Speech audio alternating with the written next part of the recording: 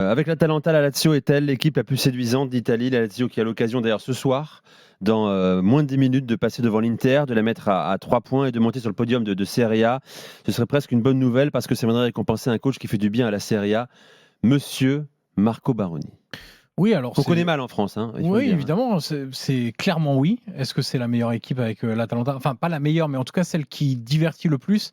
Et je sors même du cadre de nous, les spécialistes, ou qui regardons tous les matchs. Mais si tu as envie de te poser, que tu regardes 2 matchs dans le week-end et que tu n'as pas envie de regarder pour la 14e fois de la Première Ligue, bah, regarde un match de l'Atalanta ou de la Lazio, parce que c'est vraiment 2 équipes qui t'offrent un spectacle divertissant et tu passes toujours un bon moment devant la Lazio. D'ailleurs, que ce soit en championnat ou en Europa League, parce qu'en Europa League, ils ont fait des très bons matchs. Le match contre Porto était intéressant. Le match contre Nice était très abouti. Le match qu'ils ont fait à Amsterdam était également très abouti. D'ailleurs, ils n'ont pas un calendrier si facile que ça. Nice, Porto, Amsterdam, et pourtant, ils sont premiers de cette nouvelle phase de classement d'Europa League et de manière très nette, parce que ils sont premiers, deuxième meilleure attaque de cette compétition, deuxième meilleure défense. Euh, la capacité à se créer des occasions et à marquer des buts est quand même assez impressionnante. C'est pas qu'on s'attendait pas à ça, mais il y avait quand même une grosse question. C'était comment la Lazio, qui a construit beaucoup de ses bonnes saisons avec quelques succès parfois, sur le triptyque, notamment, ils n'étaient pas seuls, mais Sergei Milinkovic-Savic, Luis Alberto, Ciro Immobile, allait réagir. Bon, Milinkovic-Savic n'était plus là depuis déjà un petit moment, mais comment allait réagir au départ de Luis Alberto et au départ de Ciro Immobile, qui sont 2 cadres déjà de vestiaire et aussi des joueurs qui ont vraiment compté sur les performances de ce club-là. Et la réponse, elle est comme souvent avec les gens qui voient ce sport comme un sport collectif, elle est collective.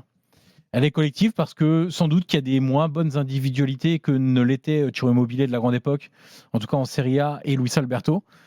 Pour autant, il y a des joueurs qui font un travail collectif de grande qualité. Moi, ce qui me plaît chez Baroni, c'est que à Lecce, notamment, c'est là où moi il m'a vraiment le plus plu, plus qu'à l'Hellas Vérone, parce que Oui. ça joue un petit peu moins bien. À Lecce, il n'y avait pas que des joueurs de grand talent, mais il avait mis en place un système qui collait parfaitement aux caractéristiques de ces joueurs. C'est-à-dire, c'était pas une équipe qui avait beaucoup le ballon. Ça veut pas dire qu'ils étaient le cul par terre dans la surface. Ça veut dire qu'ils avaient un bloc plutôt bas, mais qui par contre allait très vite en transition avec des joueurs de côté qui vont très vite, les fameux Bandas, Trefezza, Valentin Gendret qu'on avait reçu dans l'émission, qui allaient très très vite.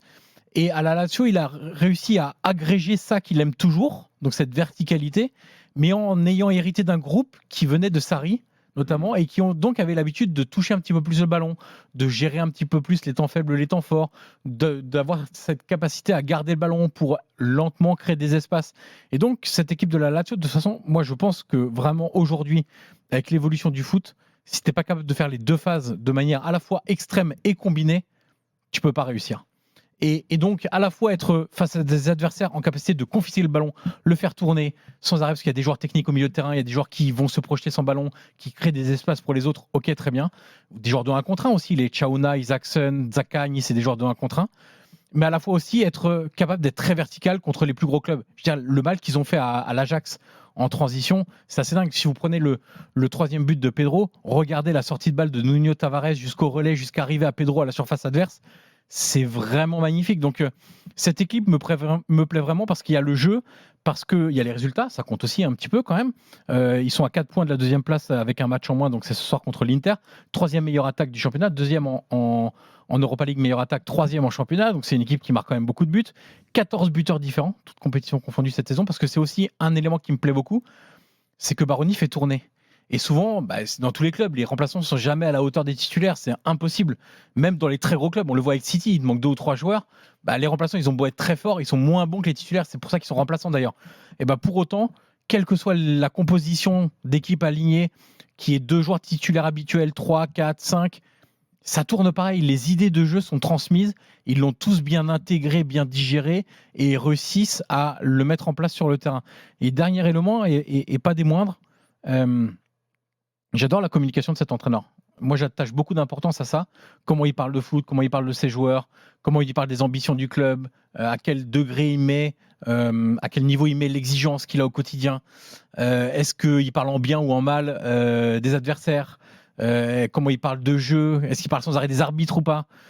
Moi, ça me correspond parce qu'il parle pas souvent des arbitres, même si parfois il y a eu des matchs où il y avait peut-être à redire, parce qu'il affiche les ambitions et l'exigence en conférence de presse d'avant-match ou d'après-match en disant que voilà, c'est pas parce qu'il y a 3 ou 4 joueurs qui manquent que les ambitions elles doivent baisser. C'est tout le monde doit se mettre au niveau pour être performant. Donc le jeu, la communication, le spectacle, les résultats, être bon tous les 3 jours.